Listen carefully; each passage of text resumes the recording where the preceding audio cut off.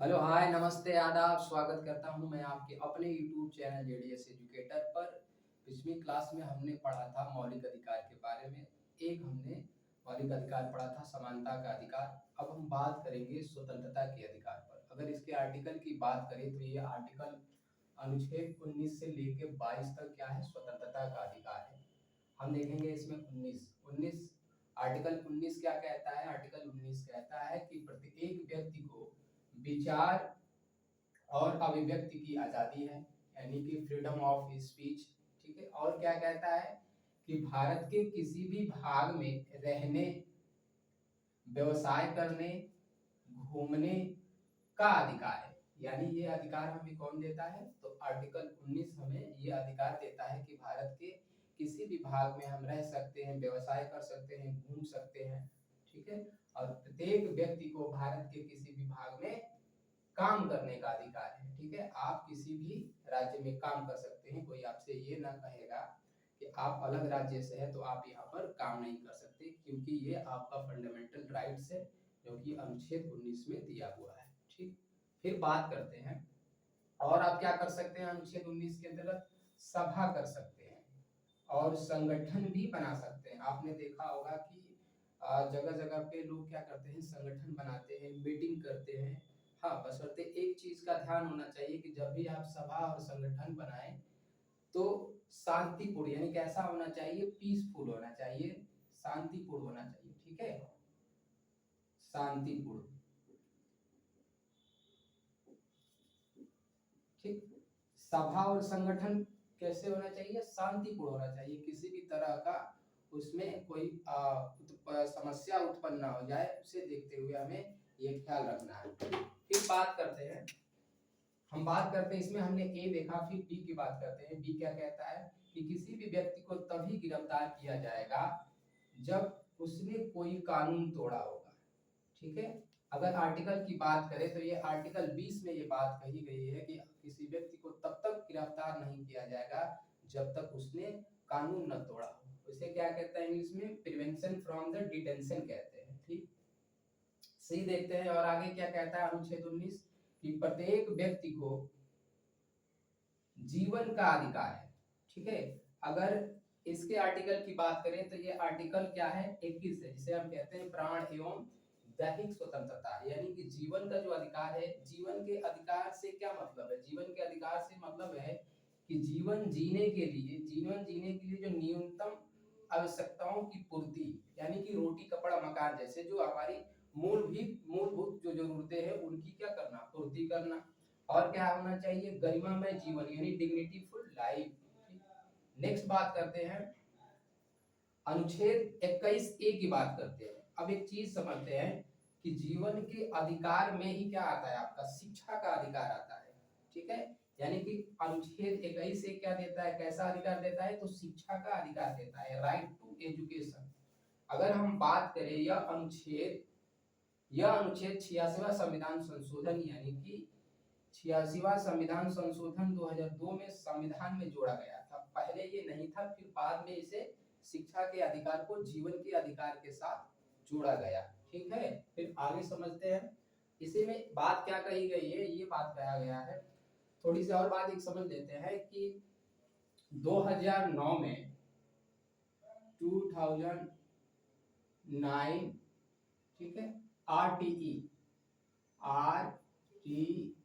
यानी right to education act कब आया था, 2009 में आया था। और ये लागू कब हुआ, अगर आपसे पूछेगा कि ये लागू कब हुआ, तो लागू हुआ था 1 अप्रैल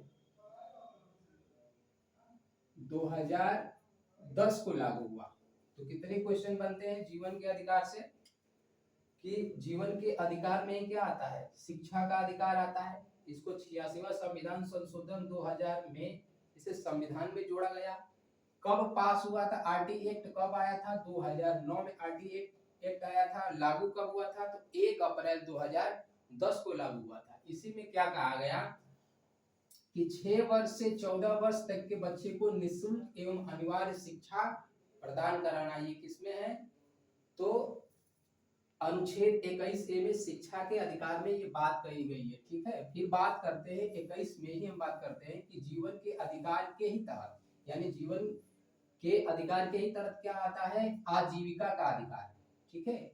आजीविका का अधिकार यानी कि रोजगार का अधिकार भी आता है। कैसे कैसे समझेंगे, ये हम समझ सकते हैं केस में ओल्गा टेनिस बीएमसी 1995 में, यानी बंबई में ओल्गा टेनिस की बात करें, केस स्टडी है, वहां पे जो झुग्गियां हैं, झुग्गियों को हटाया जा रहा था, तो उसी मामले में एक केस आया क्या कि आजीविका का अधिकार भी जीवन के अधिकार का हिस्सा है। फिर हम बात करते हैं स्वास्थ्य का अधिकार। स्वास्थ्य का भी अधिकार जीवन के अधिकार का क्या है, एक भाग है, ठीक है। ये केस कब है, पश्चिम बंगाल खेत मजदूर समिति, पश्चिम बंगाल बेस किसके, पश्चिम बंगाल राज्य की बात है। और ये केस स्टडी किसके बारे में आपके एनसीईआरटी में दिया हुआ है, तो हाकिम शेख की कहानी है, ठीक है।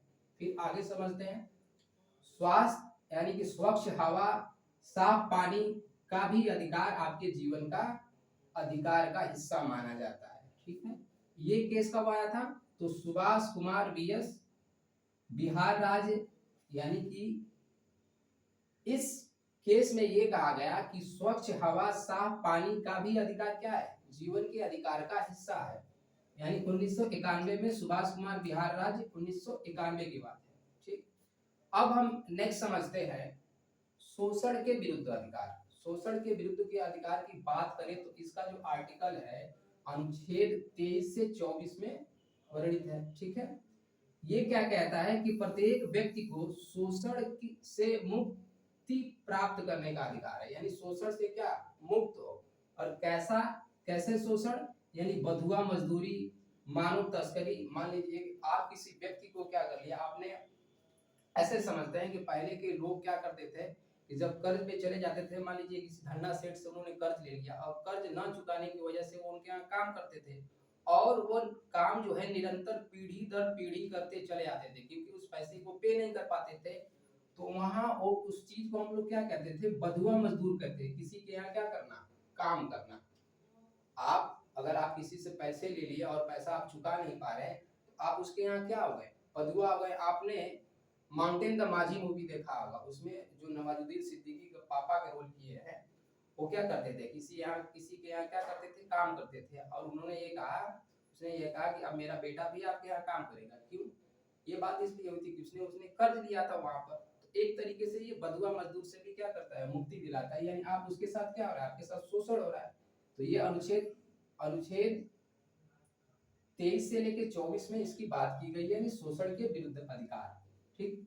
फिर बात समझते हैं आगे कि 14 वर्ष से कम उम्र वाले बच्चे को किसी काम लगाने में क्या है, दंडनीय अपराध है। यानी कि आप 14 वर्ष से कम के बच्चे को अगर आप काम करवाते हैं तो ये भी एक क्या है, शोषण के विरुद्ध क्या है, शोषण माना जाएगा उस बच्चे के साथ। तो इसके लिए भी क्या बात कही गई है अनुच्छेद 23 और 24 में कि आप 14 वर्ष से कम बच्चे को आप किसी काम पर नहीं लगा सकते हैं, घरेलू काम को लेकर, ठीक। आगे फिर समझते हैं मानव तस्करी आता है इसमें। मानव तस्करी का मतलब ह्यूमन ट्रैफिकिंग, यानी कि देह व्यापार करना, ठीक। आगे समझते हैं फिर चौथा अधिकार है वो क्या है, धार्मिक स्वतंत्रता का अधिकार। धार्मिक स्वतंत्रता का अधिकार क्या है कि प्रत्येक व्यक्ति को किसी भी धर्म को मानने, पालन करने तथा प्रचार करने का अधिकार है। आपने देखा होगा आप अपनी मर्जी से किसी भी धर्म का पालन कर सकते हैं, प्रचार कर सकते हैं, यहाँ तक कि आप अपना धर्म परिवर्तन भी कर सकते हैं, आपको कोई नहीं रोकेगा, ठीक है। तो ये बात किसमें कही गई है, अनुच्छेद 25 से 28 में ये बात कही गई है, ठीक है।